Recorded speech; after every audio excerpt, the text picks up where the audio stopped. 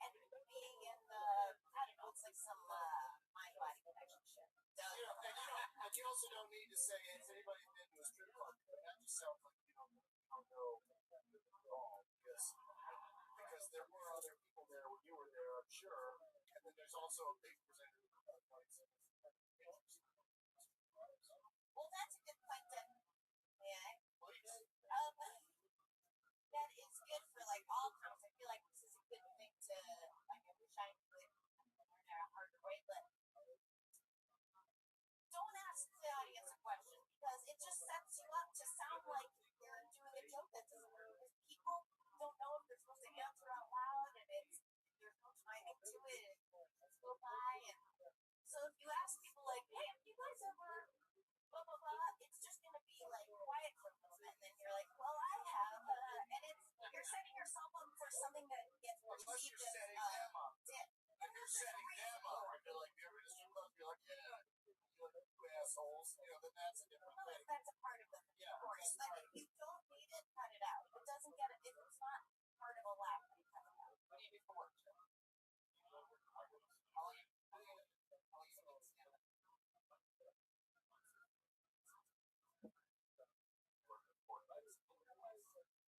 Everybody's done it just 6 months once. Spend enough time on forklifts, you're going to think too. That's a funny concept though. Strippers that are wrong. I might go to a shitty strip club that something really crazy and then try to tell a story about it. Ryan Redman, School of Comedy, try to fuck a dolphin and then talk about it. Exactly. It's called method comedy. Yeah, it is. And it works. It really works because you're actually telling a story that's real to them. And I think when you went into that part, I was like, oh, here we go. Oh, here we go. But if you really went to a strip club, you met the stripper, maybe had a yeast infection. Oh, you really don't have a yeast infection or It feels like it's you. Coming from you. Yeah. Even if it's not. Do you and the guys in the warehouse go to the strip club a lot? Have you ever been to a strip club, Joe? How many times? Wow. And do you, and this isn't, I'm not judging, do you enjoy it? What do you like about it? What is your favorite thing about it? Is there any part of you that's surprised that you don't like it as much as you want it? Or there's something weird or it's gonna fuck you? I mean, it's fun, except when you wake up and check your bank account. That's the worst. Right. It's a big waste of money for. And on the side stage. Oh yeah. There you go. Yeah, I get that. That might be a point of view to take. Although I always find comics to talk about how much money you don't have. It's an interesting line to walk. More that kind of every time you perform, I don't want to be a person who's professional. Someone successful. Yeah. This is hilarious. Yeah, and you can do it in the past tense also. Feel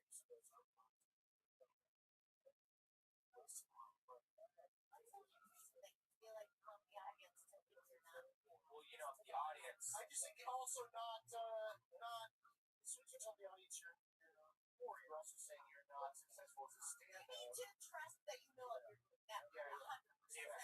That even if your characters that you don't know what you're doing, the audience has to. They're like, God, they said no. Like Fabian wasn't like, I wish I could afford cereal milk. He was just like fucking cereal milk. Yeah, but there's a lot of brilliant comics that talk about. I mean, do you ever see Eddie Murphy Delirious? So talked about me before.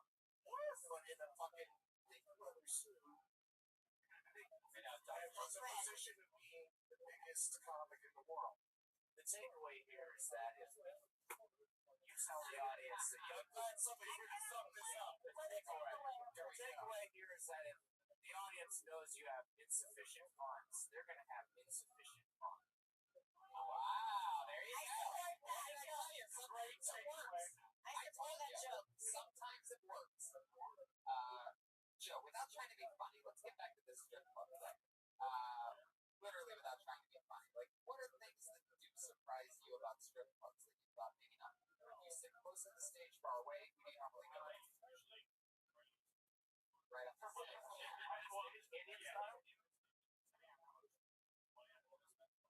You're on the stage, your bitch should be about getting thrown out. You know, there's a comedian that Doug and I used to know named Drew Hastings. Very funny. Now it's like a mayor in Ohio. He has the greatest stories of all time. But anyway, he always used to say that what he did was he'd go to the bank and get a bunch of $2 bills because the strippers are getting dazzled by it, that they get distracted that it's just $2. But that's Drew Hastings. Yeah, he's a mayor now, so you can go ahead and take No, that. but any kind of like, if you get into the specifics of your specific experience, that's more interesting. Jokes, you can write jokes, you can never write jokes. Let me ask you this. You said that one of the biggest problems is that you wake up the next day and you see that do you, so you're saying that you get so drunk that you end up going to the ATM at the strip club?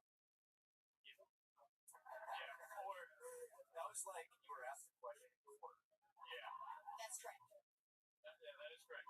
No, there's one time when stripper kind of one of the first times realized that. On the ATM. No, it gave me like 5 songs in a row. Yeah, I was like, hey, it's the one song. 5 different Yeah, songs. it's like, oh my god. So I was like, You're like, I have to pay it. In Japan, every song's 15 seconds long. There was one, there was a block you sit there by Taco Bell. You like compared it to going to Taco Bell, going to strip club, and that lost your money. Taco Bell is the cheapest. it was a taco pussy joke, and it's kind of like it's a pretty like no, I mean it's just kind of like it's not super clever. Like it's like it feels like you can make that joke at the called office. City Tacos, and the place is making that joke. Yeah, like a corporation made that joke. It's not gross or something like that. What's your favorite hobby, Joe? What do you do for fun? You're not at a warehouse and you're not at It's a hobby question. I know your favorite hobby. How many hobbies do you have, Tony? They have favorites. Like, what are your top 10 hobbies? Well, my baseball card collection, stick.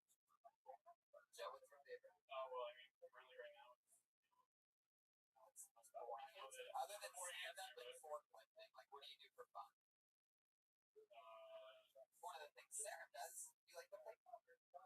I do, but my favorite pastime is watching TV. I love TV. I love watching TV shows, great television shows. And media. Sometimes I just want to, like, Even the show. chill out and You're watch like a Goldilocks or go for anything. Yes. Joe, do you have an answer? Do you do anything other than stand-up and forklifting? Strip club? currently not really. Do you like standing under Chinese lamps? Yes, right now I do, yes. Do you have pure joy in any part of your life? No. I did. That's your act there. You should just come out and be like, that joy is gone. Yeah, that's exactly what you should be talking about. Ever go to a strip club and have no fun? That's what I do every night. Yeah, even a strip club where you're supposed to have fun, you can't even get enjoyment. The joy is gone. Okay. The joy is gone. This is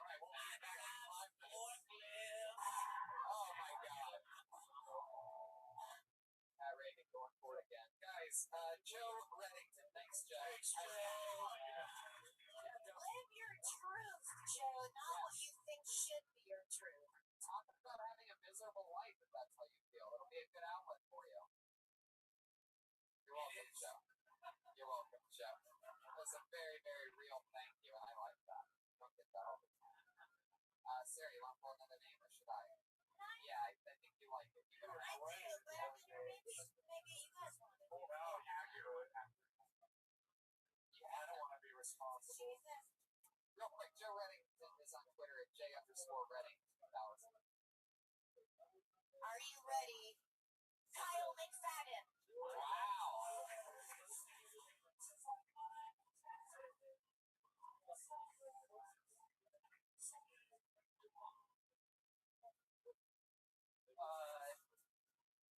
For anyone not paying attention, I am 100% white.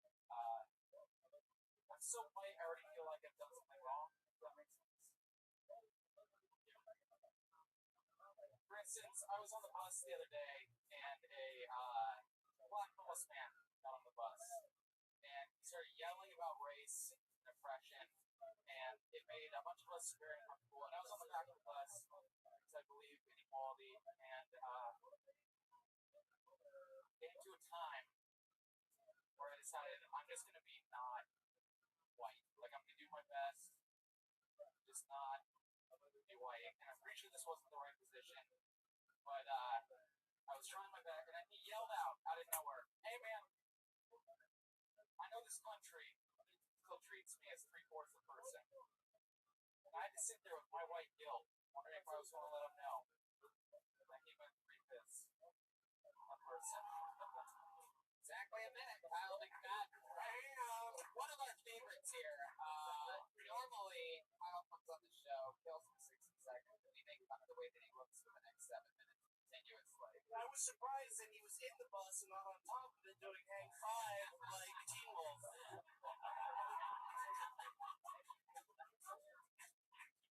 Tell us about the man behind the curtain.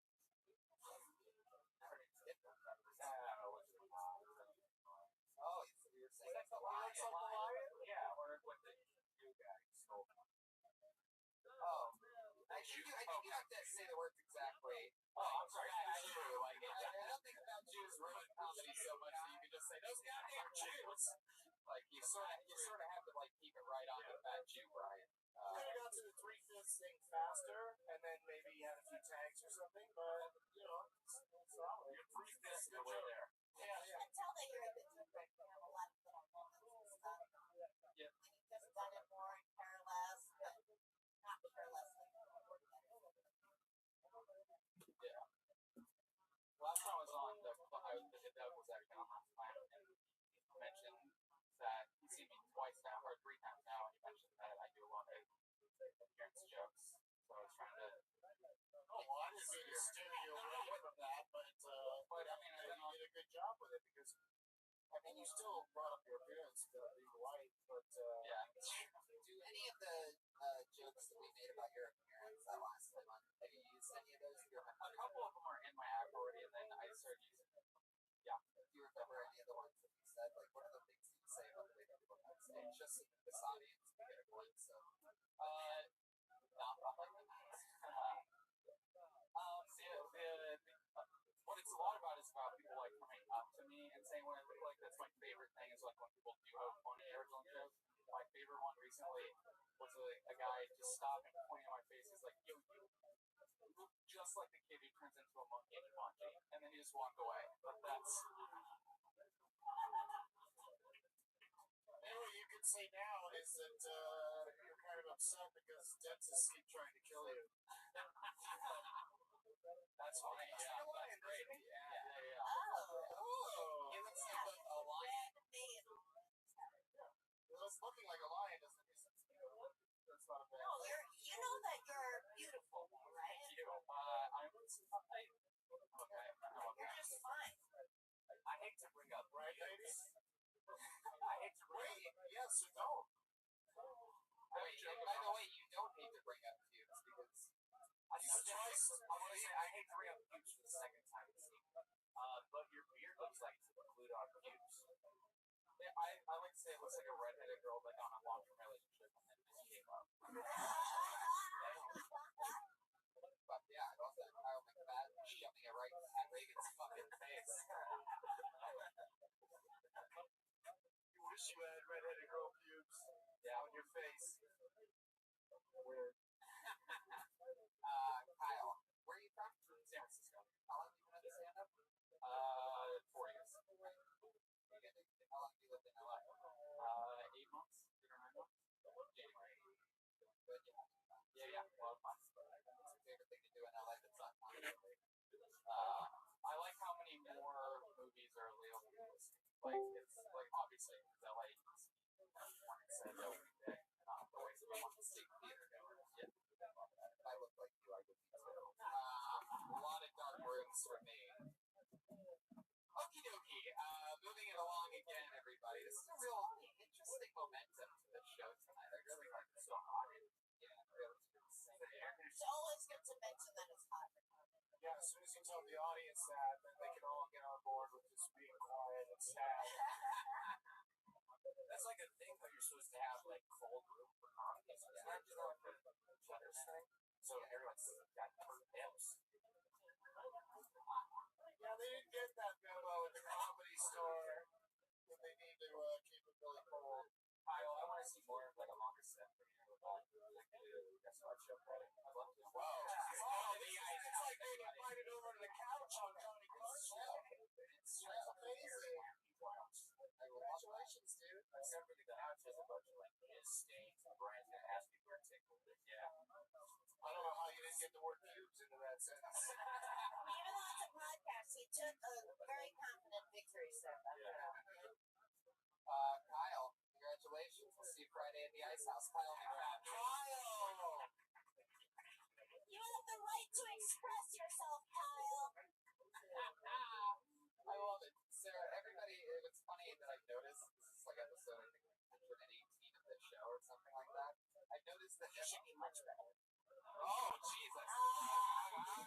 Christ. Wow, now you're getting roasting. Look at them Skimpy dishes it up but can't take any. No, I love it. I can handle it. What I was going to say was everybody on their first time is always super, super, super nice. And you're probably never going to do this show again. But if you did, it'd be funny. It's amazing to see how people switch it up their second time on. Like we had Al Madrigal on first time, and he was the nicest guy you've ever seen in your life. The second time he was on, he just started cutting people off in the middle of their set. It's like, stop. It was amazing. That's rude. They probably got off there. Why stop? Jeez, Doug really taking a stance. Fuck up, Al Madrigal. Sarah, you want to pick another name?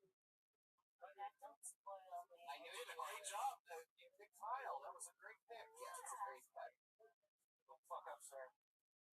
Are you ready? Better be ready. Mike Mazzalotti.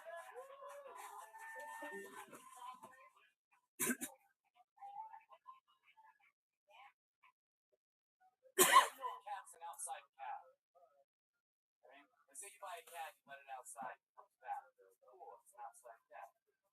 Say you buy a cat, you let it outside, it doesn't come back. You're like, shit.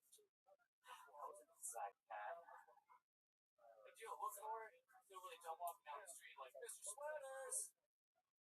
I remember that one, I said it to him twice. Two things looking at the same time. Like, if you have a cat, don't bother buying it a tag or a collar, like, no one's gonna read it. Like, say I do read, I see your cat outside, it's like, hey, what's up, Sprinkles? You're really far from home. Better get a move on before the sun goes down, buddy. How the fuck you way out here? You got a couple of days of walking here and keep your shoulders up since it rains. I say, I'm like Mazzalotti. Fuck yeah. Mike. Asshole. He even said his name so fast. Like, San is it Mike Mazzalotti? Perfect. Really? That's a lot. There, Sean.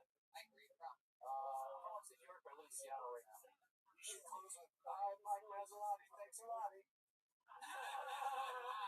not that bad. It's not that bad, but it's not that good. Mike, what do you do in Seattle for work? I work at the Comedy On Demand, and I work at Pizza Place. Mostly Pizza Place.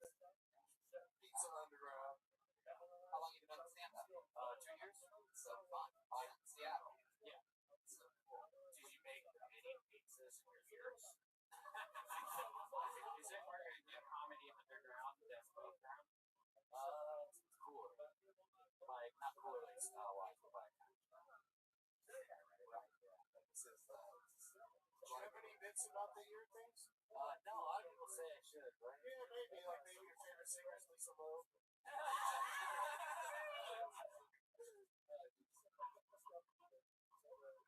you'd be like, people think it's not, but it has sentimental.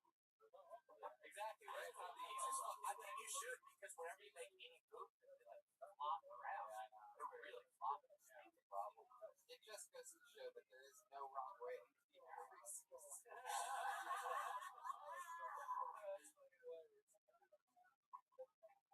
I almost couldn't get through that one. That was really good. Oh, can I say the dumbest thing? But that bit is funny, and maybe I'm wrong, but I think it's more referred to as an indoor cat, not an inside cat. That is the dumbest note, but in a way it is because people stop for a second. You know what I mean? Yeah, call it indoor cat. That is not the best advice. So being fixed, That's noted. But it's just like a cat, it's fixed. Tell me the joke. Speak new to your jokes. You ever had a cat? No, I'm a dog. You're a dog. My neighbor had a cat, so I always wanted it. And they had two. One was always outside, one never could be outside. Usually the one outside, the one that he's always on the couch. So I had to get it's forced outdoors, not choice. What do you do for fun, Mike? How long you in town for? We're leaving tomorrow. How long have you been here? 2 days. Who's we? A couple days from Seattle. We're in a van driving around. That's awesome. And are the other two guys in the bucket? Yeah, they're all in So you're going to be the only one that probably is going to get picked tonight. Yeah, fuck you guys. Yeah, exactly. That's all his friends. Say it again, Pat? That's all his friends. Yeah, you did. It's going to be a one awkward van ride back to Seattle, Washington. Me and Doug had an interaction on Netflix. I don't kill people. Oh. Remember that whole thing? I tweeted him during his special, and I'm actually where at that moment, though. Yeah.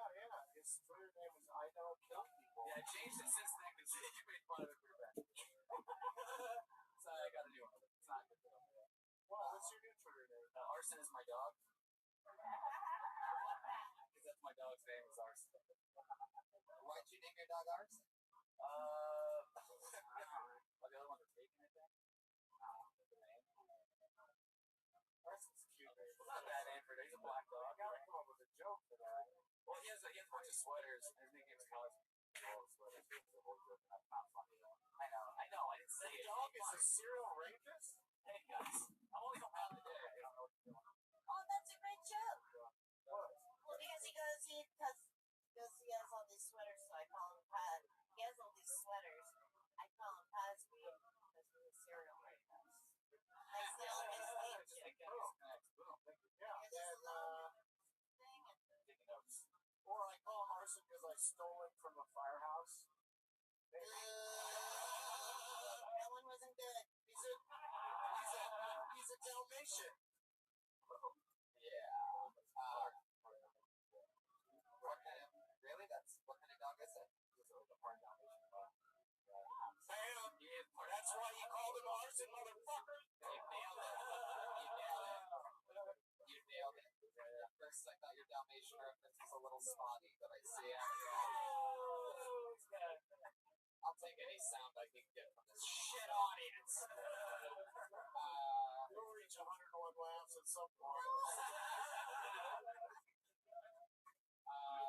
Mike, so much fun. So nice to meet you. Congratulations. Thanks, Mike.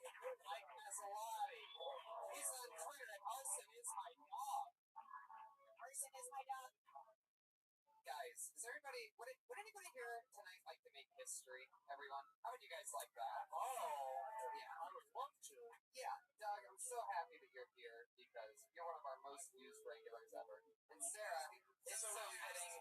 It's so fitting that you're here because we've always had two amazing female stand-up comedians. So the only two people that are regulars on the show, and they've performed a brand new 60 seconds every single week since the show started. They're the only two people out of everybody, including the people in the bucket, that literally get on the show every single week, write a new minute, perform a new minute, and they do that every week. Well, this is their final show, ladies and gentlemen. Yes, and a stunning turn of They events. both have been diagnosed close with deadly Mesothelioma. Yes, it's true. And their make-a-wish is to do one last spot here on the show where they always do a minute. But I brought them up so many times, and then they do the same boring intro every week. But I thought to myself, why not have someone special bring them up? Why not have someone fun bring them up? Maybe the voice of the UFC and one of the coolest human beings in the world, Chris Butler, ladies and gentlemen. Ladies and gentlemen,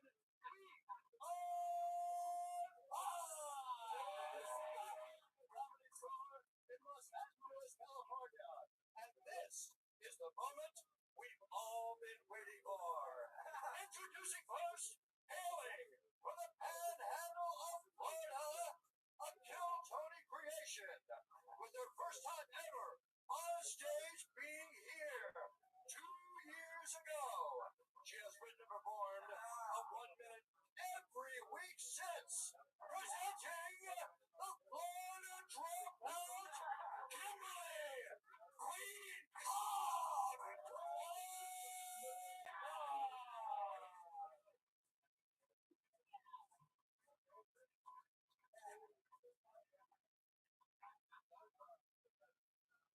So I went to the gynecologist Friday, which was fun. I had an annual. Those are already awkward. And I'm sitting at the table. My legs are in the stirrups. Scooted my butt to the front already. And she's about to dive in. And my phone rings. And I pick up the phone and I'm like, hey, Mom, let me call you back. She's like, cool. And the doctor was like, oh, perfect timing. And I said, yeah, it's kind of like she knows someone's about to go in my vagina. And the doctor laughed too, and I'm a comedian, that made me feel nice. But it was awkward because I felt her laugh on my pussy.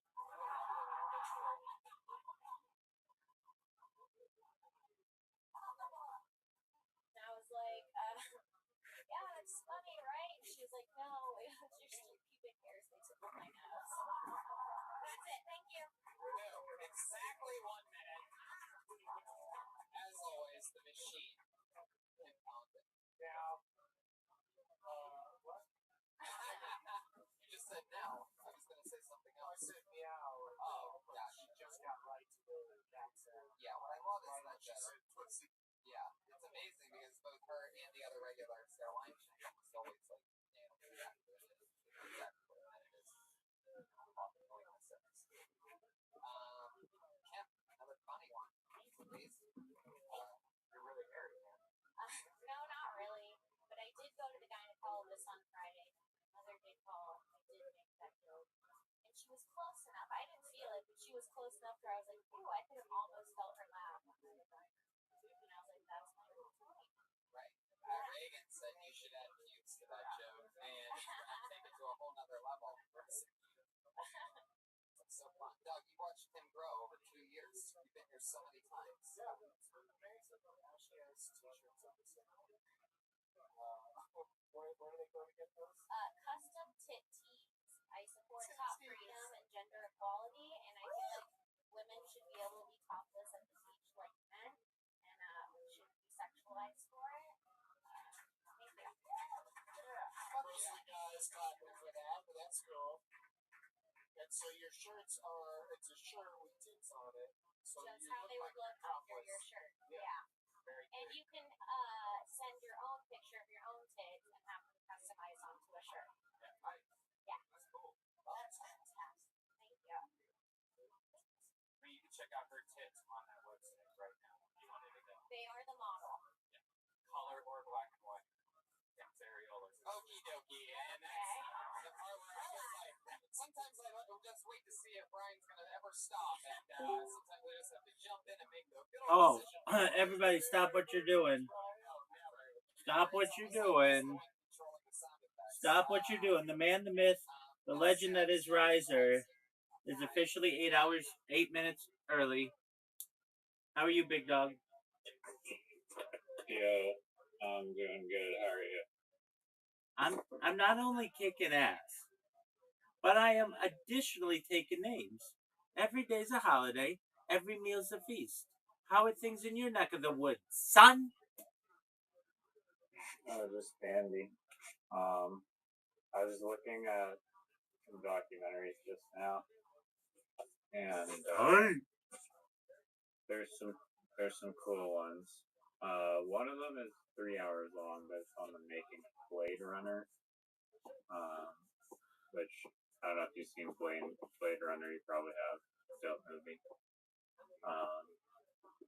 Another one is like a Keanu Reeves,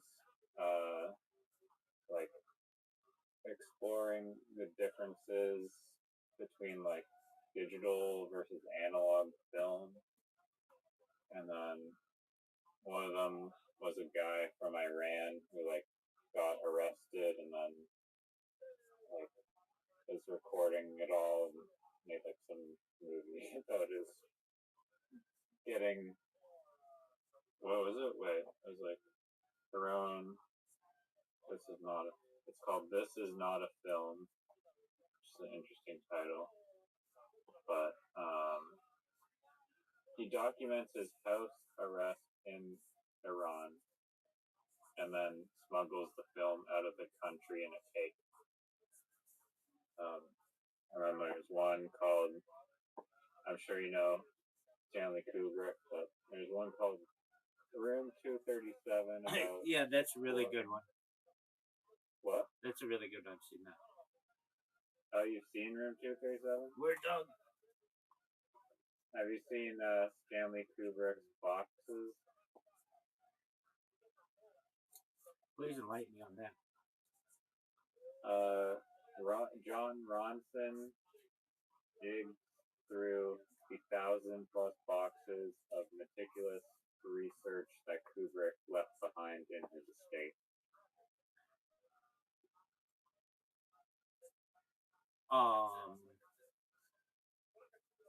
No, I haven't seen that one. So, well, Mark Ronson, the guy who's like a singer with like Bruno Mars. John Ronson. Oh, John Ronson. Not Ron Johnson. Not Ron Johnson. Mark Ronson is the guy's name. Okay. Have you heard of the animation called Psychopath? Everybody's heard of that. I'm king of it. Please enlighten me. It's about in the future how the like governments, they basically have this it is like partially a weapon and partially a non-lethal weapon, but it can also go lethal. But it's almost like they'll just like psychically using this like gun like be able to detect whether or not you're gonna be a criminal or like, and so they're like capturing people who are prone to being criminals by using this piece of technology. And then, but it was kind of quirky. I only watched like one episode, and like at one point they were gonna kill someone, and then she did something like a little more slightly human, and then like the gun like reevaluated, like okay, just stun her and paralyze her and take her in for rehabilitation. Okay. So that's the those are the options. Oh, that one's not a documentary. That one's just some animation film I stumbled across. But tonight we're watching the making of Tron. Oh, tight. Have you seen Tron? I haven't seen the original. All right, cool. Yeah, I'll start the stream if you're ready.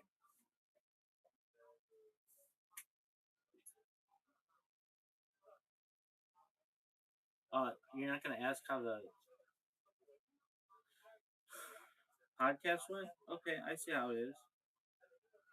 What podcast? You already told me about the podcast yesterday. I know, I was on a different one today. Oh, you are? Yeah. Was it like 5 hours long? No, it's 20 minutes long. It's part 4 of 5. It was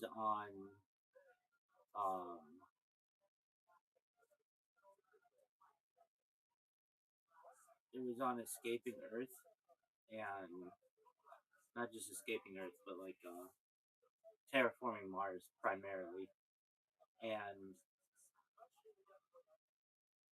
like how to travel very vast distances quickly using like ion engines and warp drives and nuclear power, solar sails. Of course, I went into Element 115 because that's my jam and gravity. It was good. He was like 2.5 hours late though, so that threw me off because I'm prepared to do it at 3 o'clock, and then I get an email saying like, "Hey, apologies, had I was, they had bad weather in Australia or something." He said, and he wasn't able to do it when we wanted to do it. So I did it, but I was thrown off because I was really ready and prepared, and then we didn't do it then. So then there's the last one next week, and I enjoy speaking with him, but uh, I'm okay with not having like my Monday kind of like locked in for that because we did 2 podcasts before this that weren't ever aired. He just wanted to get to know me and make sure I'm a good guest for his podcast. So it's been. How popular is his podcast? There's like 8,000 YouTube followers, and he does a radio show where he has like millions of listeners. So it's. Oh, is that what the fuck? He actually has a radio show? Yeah, he does a radio show in Melbourne, and he's in Brisbane, and he's a really nice guy.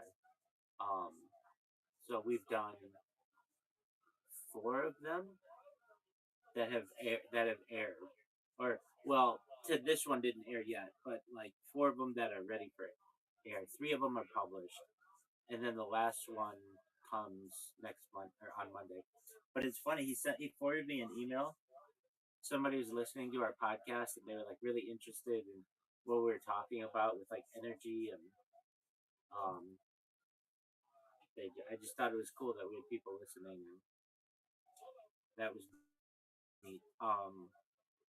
So it went well, and I got one of my DeviantArt accounts banned. This is such a fucking stupid thing. I can tell this is a canned message, but I just like this hurts my feelings. What they said.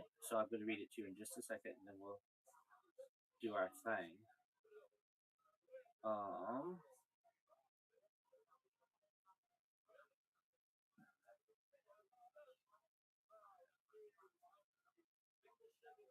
They said, "Come on, you little."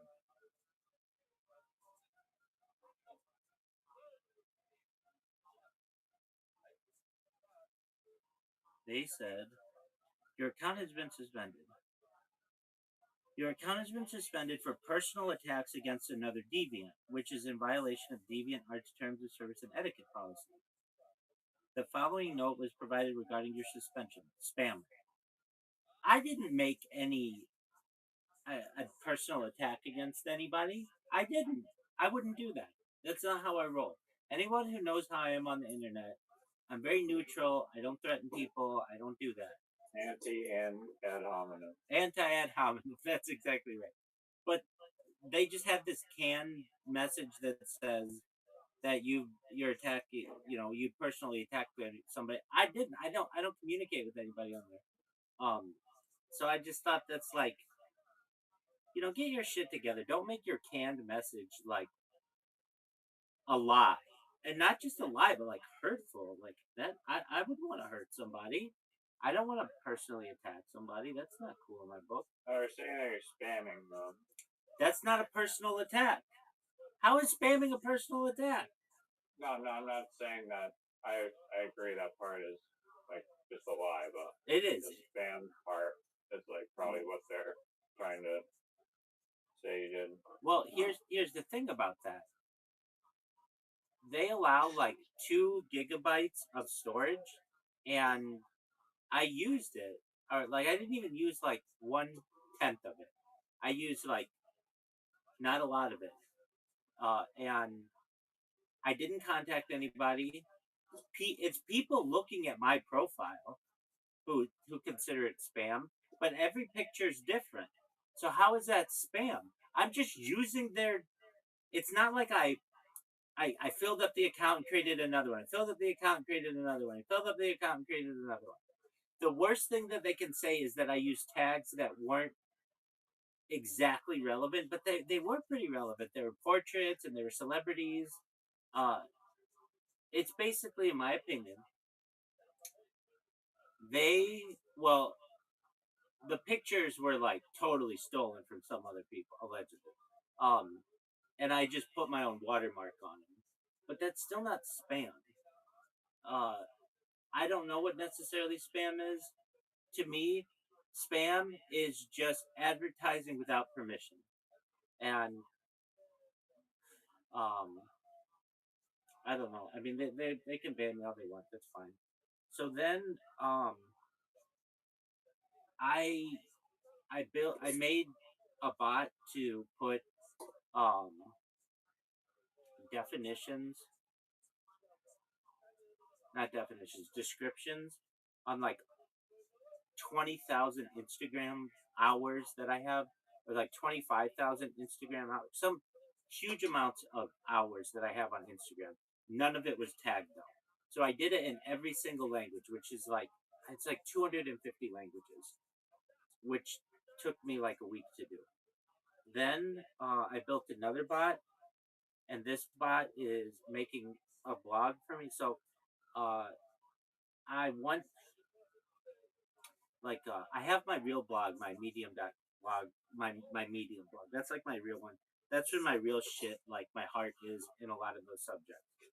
But then I want to create a bot that just takes like a one subject, like diamond trees, which are like a futuristic kind of subject. I take the diamond tree idea and I create a like a 4,000 character or like 2,000 word essay. I take that and then I created a robot that is going to translate that blog into every single language. And I'm going to do that for like Dyson spheres and space elevators and ion drives and warp drives and telepathy, like everything. So I'm going to have. Do they have sign language as a language? No, because people can read sign language. Or people who are deaf can read, generally. Yeah, but sign language is still a language. Okay, so is HTML, and so is Ruby, but they don't have that. Well, those are like programming languages, not dialect language. Well, arguably they're communicative character sets, so just like sign language. I mean, they don't have Morse. Yeah.